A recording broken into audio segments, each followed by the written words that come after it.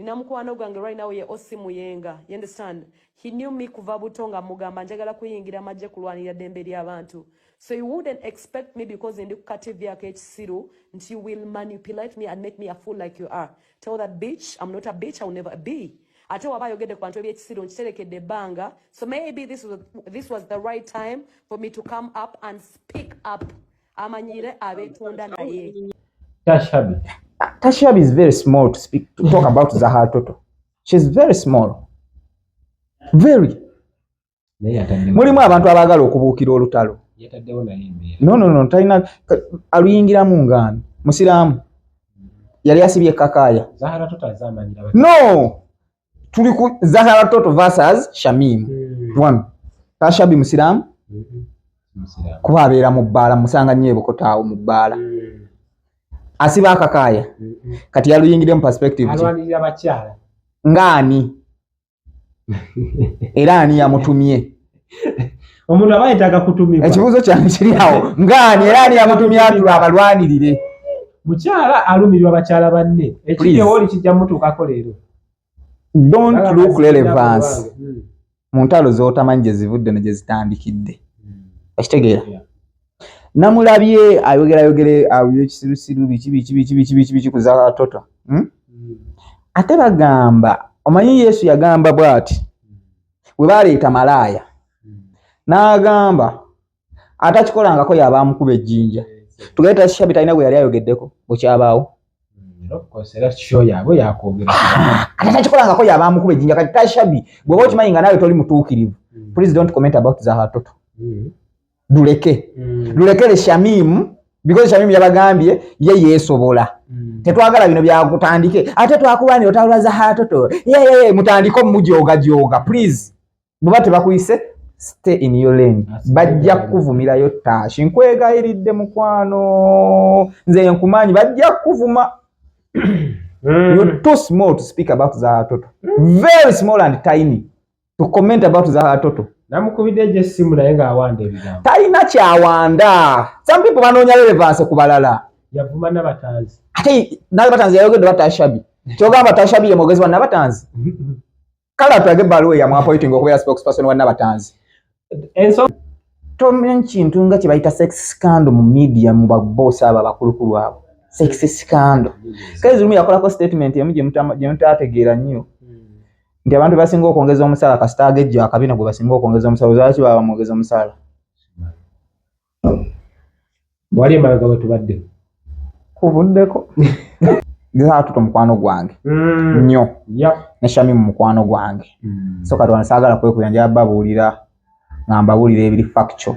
Mukwano gwe alina lwajja ku mpewo ng'atamidde. Nabyo byebimu ku byayogerwako. Ebbanga linakolako ne Zahara nga muproducinga. Simulabangako nga azze ku mpewo ng'atamidde.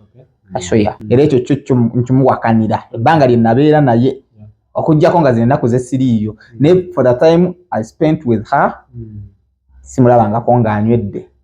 Just abeera bwezi na vibe. Mubamu omuntu ng'alina vibe nga lewo omusanga abanga omutamivu naye nga it's a vibe. Okitegeera nga bw'osanga mukunja atasira nti omusanga buli ssaawa ng'alinga anywedde enjaga naye nga it's a what? It's a vibe. Tugenda ku lulimi lwakozesa. Tuli ku social media. Gwennyini namulabeko ku Facebook ye nga abantu abagezaako okumwogerako abateekerawo agagamba aganene bwega. Kye tulina okukola abantu balina akamanyiro ne bwe naali baddenze. Blood. She's a role model on TV. But on her social media zize. Buli omu yamanyi bw'akozesa social media pages ze. Nti abantu bayawula obulamu bwa TV n'obulamu bwa social media. Mulamba obagenda they are going to be talking about Rema. Rema tayinza timba ne Jasmine n'atimba they cannot compete mu mawulire. Ekitegeera era Rema ajja kukola ki ajja kusinga nga amukwata. Kyakubiri Rema audience ye alina audience y'amaanyi okusinga ya Jasmine. Simwogerako bubi. Ekitegeera if a sure nti Rema show ye inokola.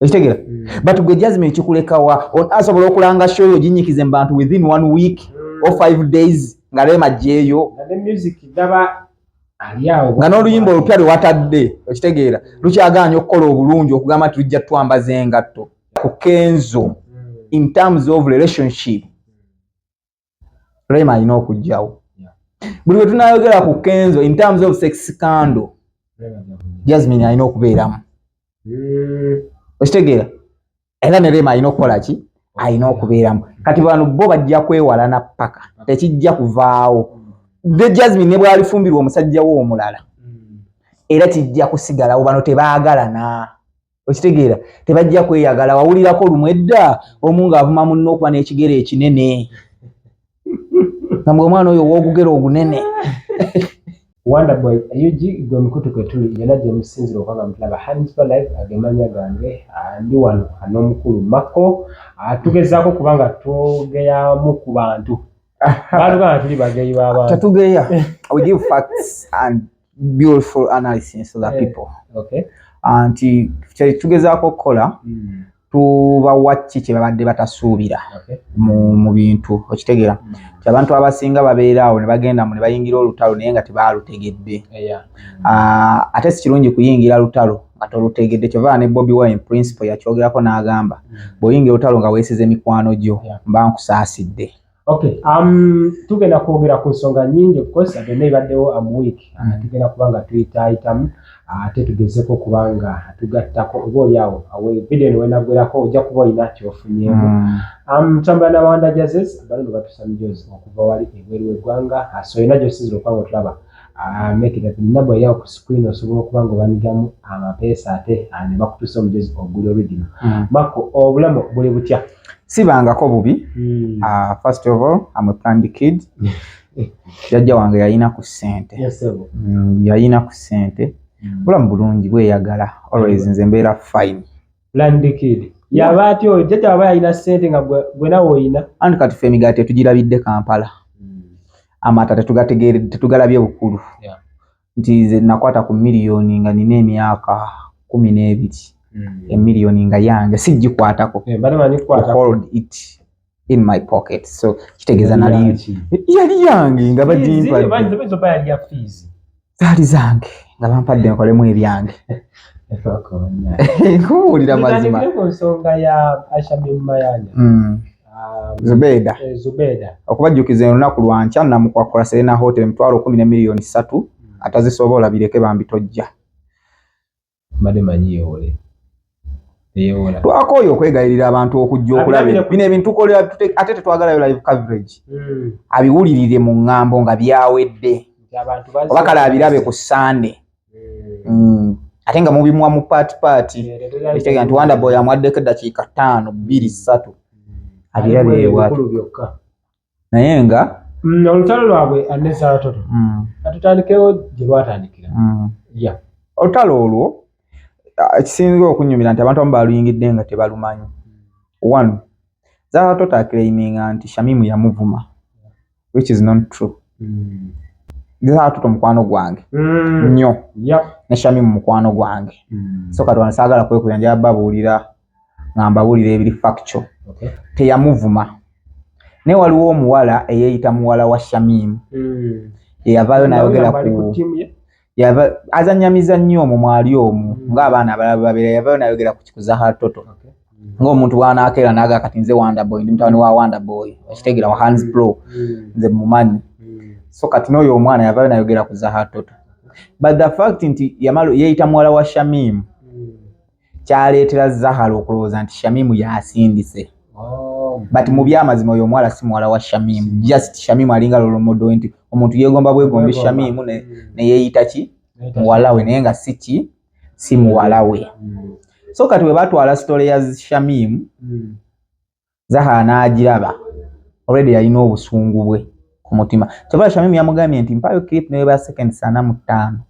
nga nkwogerako oba nga nkuvuma naye buli ntanakola ki tanagireeta so Zahara yakola justification yeyiye nga tamaze kukola research which is not good mu mawulire gano kyakubiri emirimu gino gye tukola nganze Mako bwentulano n'enjogera nsuubira okunjogerako kyova ne bwensanga oli nga nvumye oba nga njogeddeko I don't take it in the bad faith era mutunuya butunuulizi n'enseka naddala nga kasita byabayogedde nga si byamakulu gyendi tebina kye binyiiza walaba nga banvuma tebanvuma abaana bakuvuma nekati walabyanyiza wala nakuyaka simu nega wayenga banvuma nnyo video gijjeeyo because nkimanyi tosobola kwetaba mu mazina ga nkima ng'otya emikiro okukoonako kiba tekiri fair. So kati Bambi Zahara omulimu gwakola gwa lugambo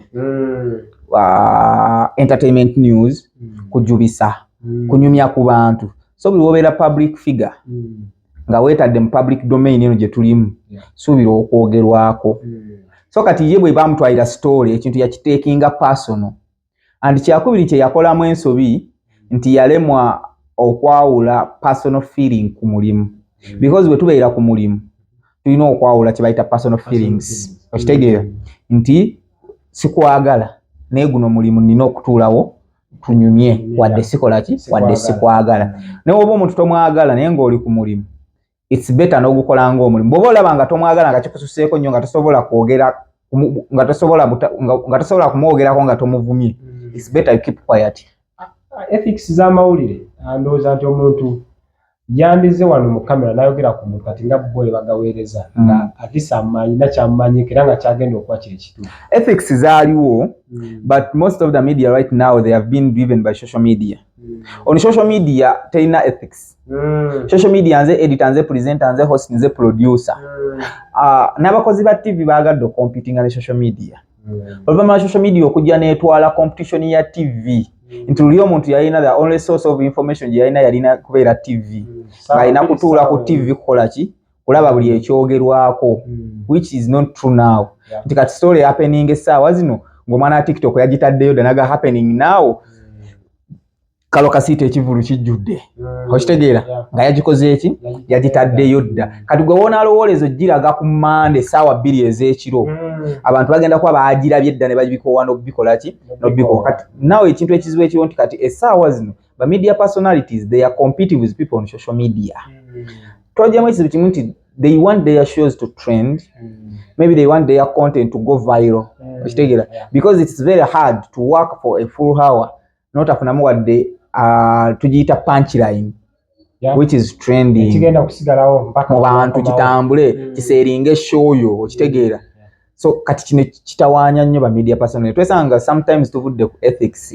Ekyokubiri okuba ne hange y'amaanyi nga tosobola gicontrollinga when you are doing a job it's also not good because omuntu osobola move off air oba osobola move on your social media platform because singa yagenda ku social media platforms na muvumire the following days nobody would have attacked her publicly ne brand but the moment joyimirira ku national television notandiko no isako statement etali nnungi subira okujja okwataakinga okitegeera n'abantu abakipasivinga because omuntu walaba ekiri ku social media nti Zahara yayogedde ku Shamim on Facebook or TikTok few people will take it serious but when you're on a national television and you give out a statement like that one abantu bajja jiwo obudde bajja jitunuulira mukwano gwe yalina lwajja kumpewo ng'atamidde nabyo bimu ku byayogerwako ani yabyogerako no because I will not for that I would disagree. I'm quoting Bule. No, I would disagree because Bule right now chyakola in a blogging. Bule is a professional journalist. Era kyosobola musanga nga akiwandiise mu lupapula. But on his social media. So ku social media omuntu waddemba okukola kyayagala. Okitegeera. Era sometimes we don't take social media things serious. Alinga cautioninga. Okitegeera. Stop it. Because oliwo ugamba nti yajja atamidde. Baba balina sooka okuleeta kawunye mbasooke ba confirming nti yajja atamidde. For that ebanga linakolako ne Zahara nga mu producing simulabangako nga azze kumpewo nga atamidde ashoya ekyo for that one ekyo I defend her simulabangako nga zanywedde okitegeera era ekyo nkimuwakanira ebanga linabeera naye okujjako nga zinaku ze siriiyo ne for the time I spent with her simulabangako nga anywedde just yabera bwezi na vibe mubamu omuntu nga ina vibe nga lewo omusanga abanga omutamivu nenga it's a vibe okitegeera nga bwosanga mukunja atasira nti omusanga buli sawa nga alinga anywedde njaga nenga it's a what it's a vibe so ka ne Zahara bwato bwabera ne vibe ye bweto bwebeera okitegeera Zahara ono okubanga show Shamim serious abantu bangi bazaayisawo nabera na overboard olumu etulowooza mwalimu ne Bobi Wine awo ojjukire bye biseera ubuzibu buli ku kyera kyekiri kyobadde nnyonyera ku trendinga not even trending abala oba personal feelings zimusukako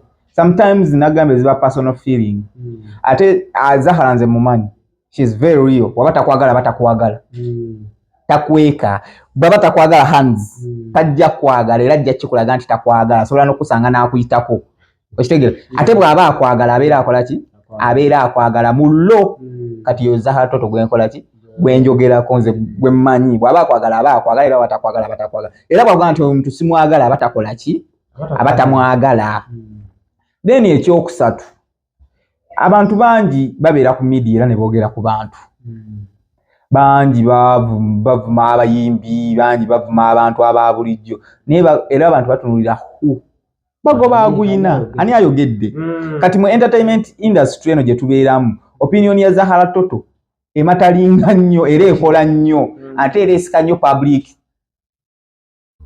because Zahara Toto in TV entertainment shows y'omu kati saa zino ndowooza is the only one standing mu bakyala betutunulira nti abatandika the era of the entertainment show on TV.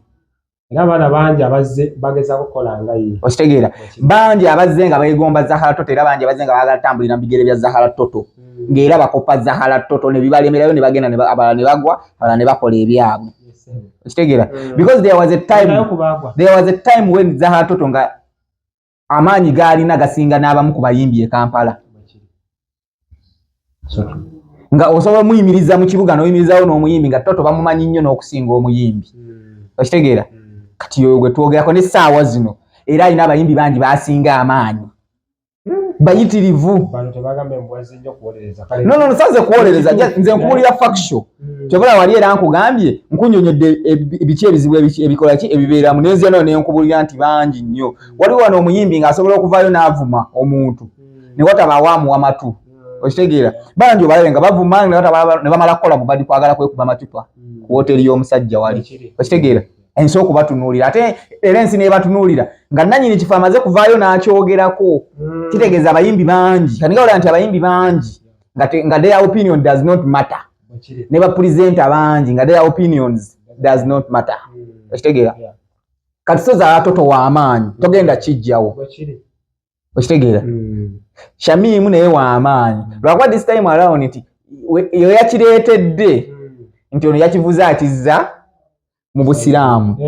okitegeera bukaaya n'akizza mu bukaaya naye nga zikali ate nakivuze nga akizzeeyo bala wonna otwala social media Shamim social media yeesobola ne Zahara yeesobola era badde bajja kwetwala lwakuba kati ono yafunyemu kali ka public simpasa ddiini bambi avumye akakaaya decent biki okitegeera kati kyekyakoze eki kyekyamuyambye bashe kati awo ne bajja ne bakola ki ne babiyingiramu ng'ate n'amutwalidde naye she kati munne okitegeera kati awo obuzibu bwe bwakoze ekyo bwavudde tewali aluzinga bonna win because Shamim kyamuyambye ne show y'okujongera mu bantu okitegeera naye yafunye free promotions tumwogerako ne saa zino gwe tuli okwogerako ne show yankyera tukola ki tukyagyogerako ne Zahara Toto yabimanyira this is yomulwanyi wa ntalo it's something very small tiny ku bizibu Zahara Toto byafunye it's very tiny era abalumba Zahara Toto mbasekerera because tebamanyi kyakola ki kyebalumba tugenda ku lulimi lwakozesa tuli ku social media kwennyini namulabeko ku Facebook ye nga abantu abagezaako okumwogerako abateekerawo agagamba aganene bwega kye tulina okukola abantu balina akamanyiro ne bwe naali baddenze blood she's a role model on TV but on her social media zizze buli omu yamanyi bwakozesa social media pages ze nti abantu bayawula obulamu bwa TV n'obulamu bwa social media okitegeera bw'onsanga wano nga nzize wano nja kwogera bulungi naye bw'onsanga n'onnumba mu kabokisi kange oba ku peegi yange nga nange nga kuliisa okitegeera nga nkugamba abantu gwe bamanyiira abantu bayinza okufulasuuti nga balinga be bakufuga bannayuganda baagala nnyo obulamu bwaffe butambulire mu mikono gyabwe abaana bangi bamulabirako Toto anti kati abaana bamulabireko ebirungi no bakugamba bwe bati bw'oba omuntu omwagala mulabireko ebirungi byakola ebikuinspiringa ebibi tobikola kiri bye bagamba do what I say but don't do what I do period bamwesonyiwe okitegeera bw'aba tali decent gy'oli bireke abamunyumirwa tukole ki tumunyumirwe Tasha Hubby Tasha Hubby is very small to talk about Zahara Toto. She's very small. Very.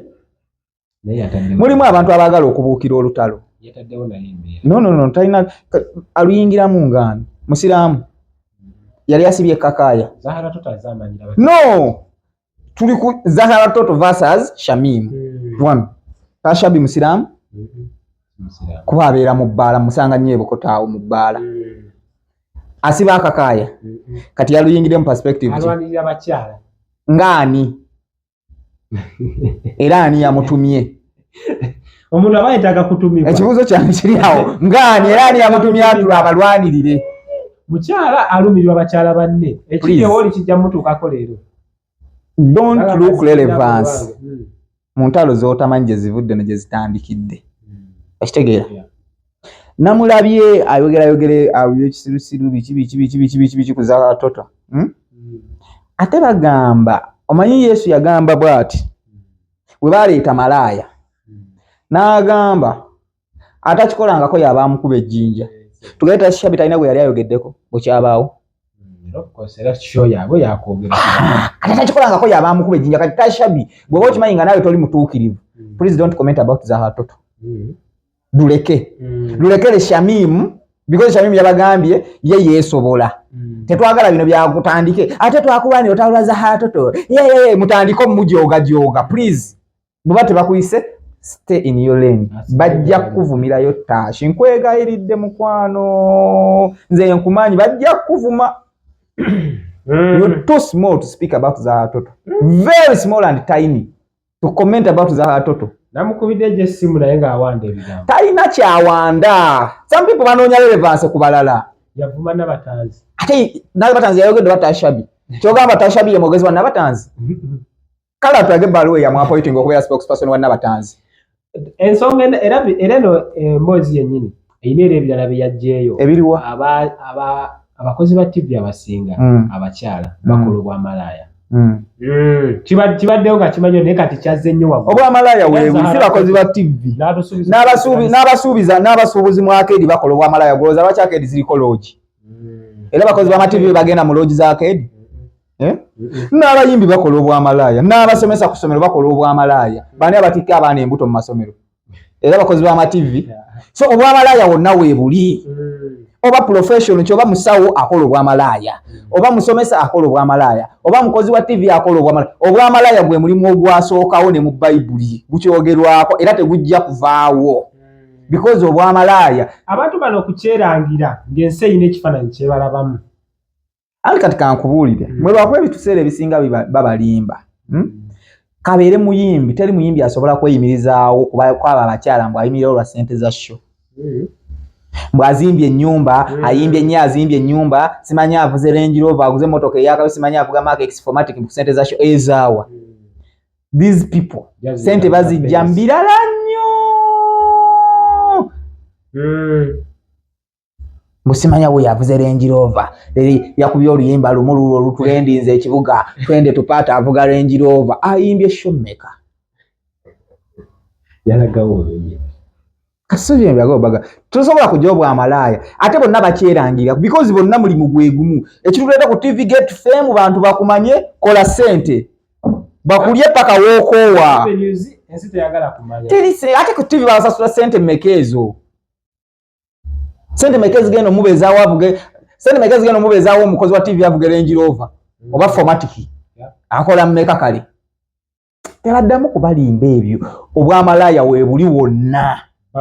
Just level ebeera upgrade nti ono tazze ku street kwetunda ye wakola awe nti owa ensanga ku Serena n'abayina ekibuloka nti Mako gundi oyo osobola okukanjogeze ku Shamim gwesimanyi nti Mako osobola okundeetera Shamimu nti ye oyina mmeka nti ne milioni zange 10 Shamim waliwo ayina 10 ndi akakadde gugwe nti aliwa nti angambye ali ku Mestil nti kale tugende. Kautegere obwamalaaya bwe buli nembalenzi bonna abavubuka abakola ku TV ke babeera abawala ke babeera abalenzi abayimbi bwamalaaya bebusinga okubanga bakolera kale omukazi akukubira wano hands pull akugambe nine 3 tozino neyo Kale kuke huyo n'akanyama kaako kakubye ekyuma bamukubye bamugambe owaaye mugalwa ninawe ebbiri okimanyi abamaze okusasula lenti wa office eno emyezi ena nakkakana pressure n'agisala yesebo so tosobola mbu simanya ono mukozi wa TV obwama bonna bamalaaya kebabere ba CEO ba TV nabo bamalaaya because nabo bakozesa abakozi omwana mako atize nkubuulira katika tomenya kintu nga kibayita sex scandal mu media mu baboss aba bakulukulu abo sex scandal kazi rumu yakolako statement emu gye mutategeera nnyo nti abantu basinga okwongeza omusala kasita agejja akabina gwe basinga okwongeza omusala lwaki baba mwongeza omusala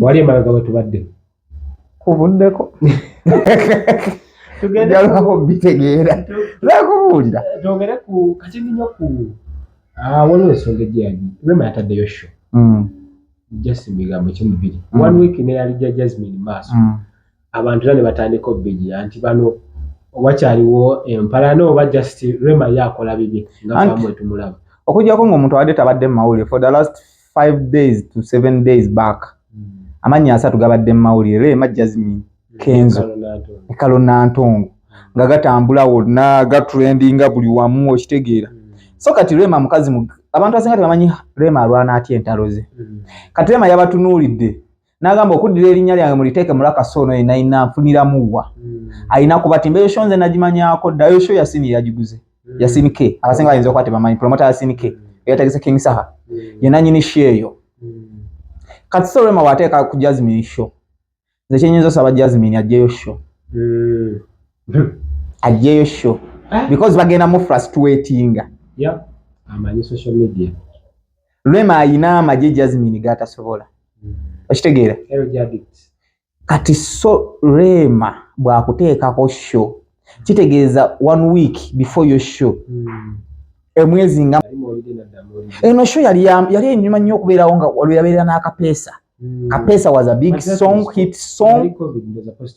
Okitegeera nga ne bw'oteekawo show by that time abantu baali basobola okujja okitegeera kati kyakusatu bw'obanga otegese ekintu kyo saagala oyagale kuzannya gwa sympathy bambi mujje munyambe it's my first show lelelele sitegekangako andi Bannayuganda baagala nnyo sympathy bino tebiriimu sympathy watujja kugamba nti byandongo ani asinga nawe bw'obeera gwe ne bakugamba Rema ali wali ategese ne Jasmine oyinza okuleka eya Rema ogeremu ya Jasmine next Saturday okitegeera so si kyangu so kati mu byonna Jasmine ajjeyo show agikole ki afuna olunaku olulala aleke Rema ateekeyo kyakusatu bino tebigenda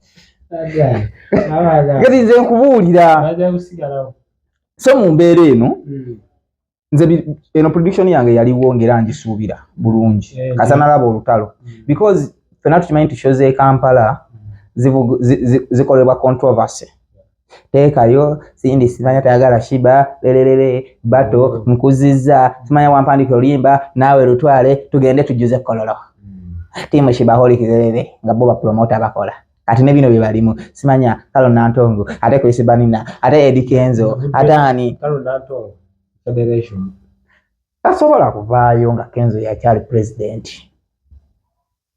singa abadde Anderson bali luno n'aligambye yavuddeyo abasajja be bajja okuva mu federation naye teri mukazi ajja kuva mu federation basobera wamu ne Jasmine batasobera ku tebo yemu kuvuddeko we kasitokkiriza defeat n'omanya nti gundi yansookayo so Jasmine ajjayo concert kyendowooza okusinga okuswala atugende ku Muhammad Segiri Seka Umar. I feel bad to talk about that man so-called procreating Seka. I feel very bad. He's not worth it to be discussed. He's just a disgusting man. Kitegera. Talina makulu. Ali awo. Omutunuulira n'enjala n'ekuluma. So, I feel very bad. He's improving now. Twagala ku challenging oyo gwoyogeddeko Sekawo. Twagala kumu anti nze sisobola namuyita Seka. Twagala mu proving nga tumulage nti byoyogera si bituufu. ate bannayuganda nyongera okubagamba baganda bange, you should not be driven by an idiot.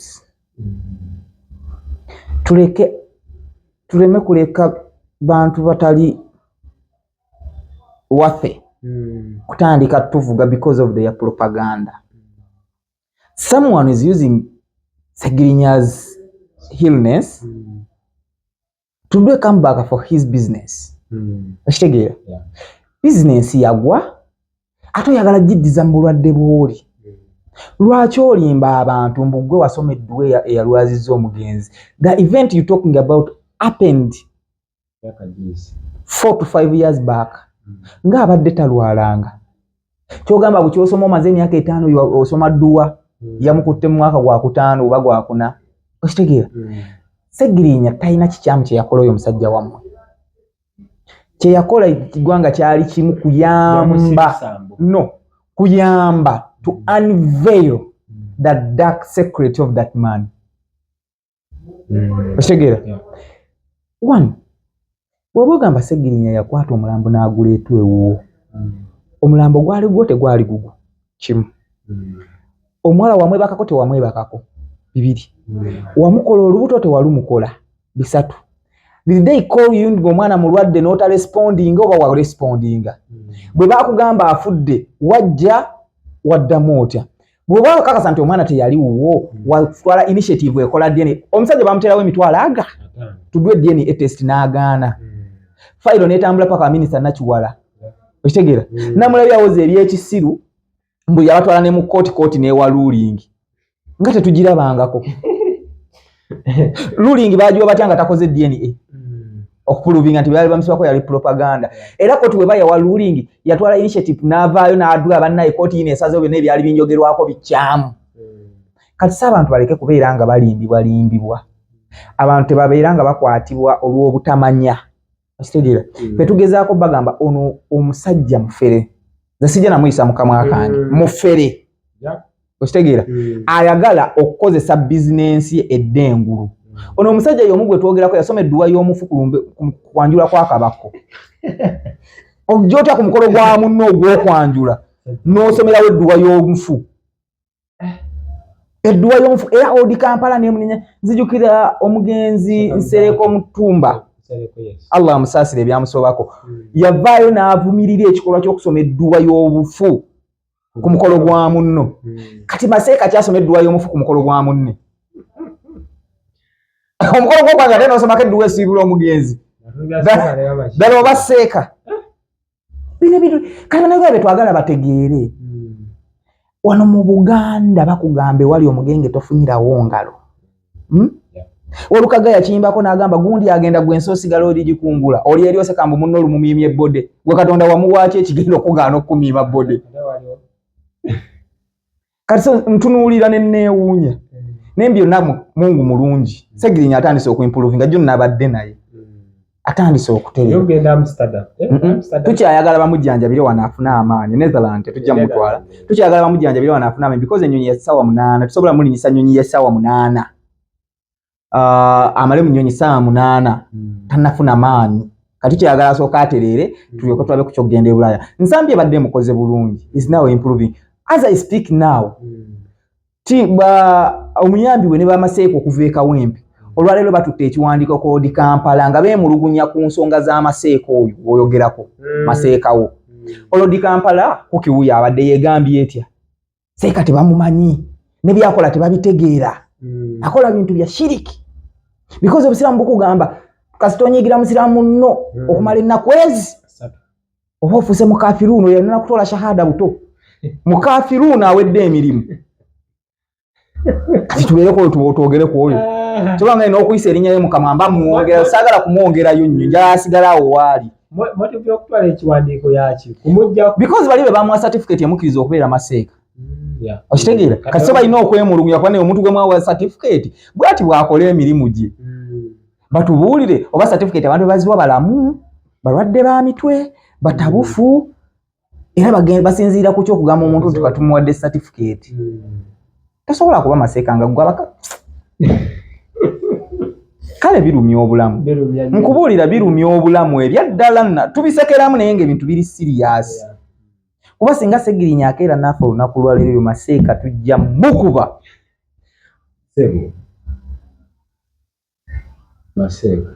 anti lwaki tujja kukuba Maseeka okedde otugambye Segirinya gwamulwazizza ekitegeera omusajja atugamba baamuwa butwa kitegeeza omanye yawa omusajja obutwa nga lwaki tetukuba gwe okutta Segirinya ate so omuntu waffe nga lwaki tetukuba okimanyi nti okutta omuntu musango naye proudly ignorant illiterate you came out and say hey kusabedde Qur'ani ogenda kufa are you stupid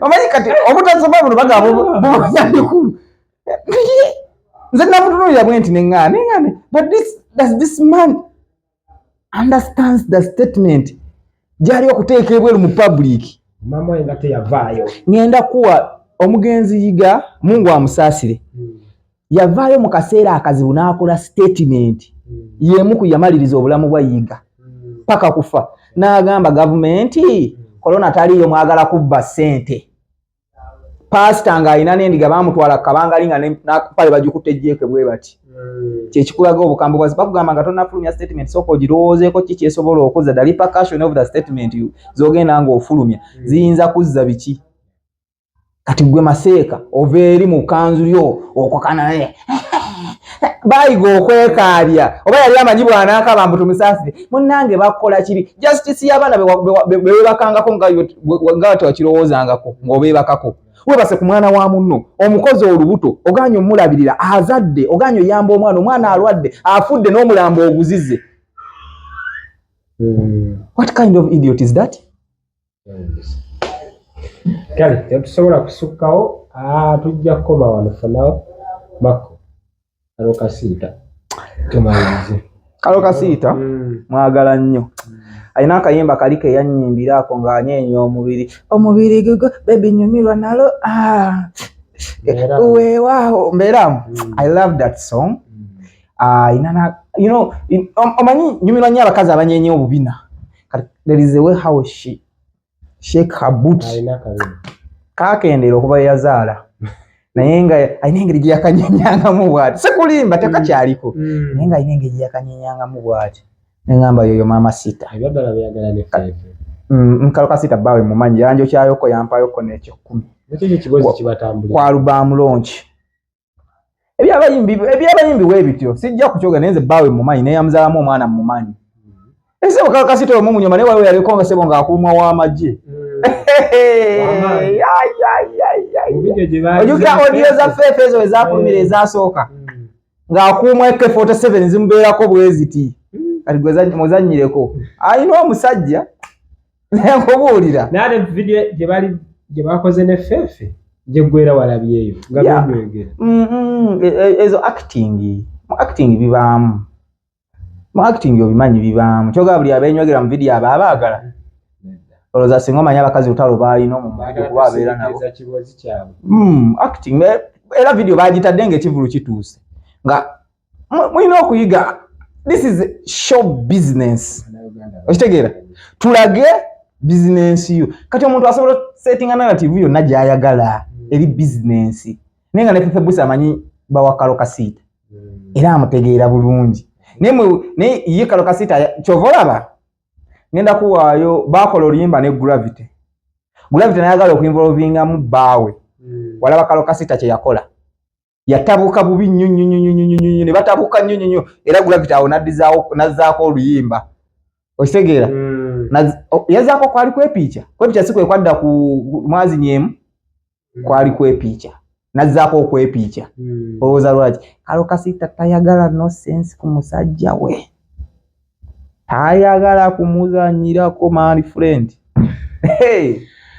until next time naye nga gyali erugogo leero ajjuzza baŋŋambye ekijjudde kikutte ate alina endongo kati no mbayimbi in fact kati the new version of Cindy Bbs Kalokasiita oli omwana byonna abiina ayimba muzinyi anyuma okulaba Si bye bino bye matuteekano ku freedom stand nga sisaaga ate ne musaagirawo. Tajja kudda. Tasobola kudda. Tasobola.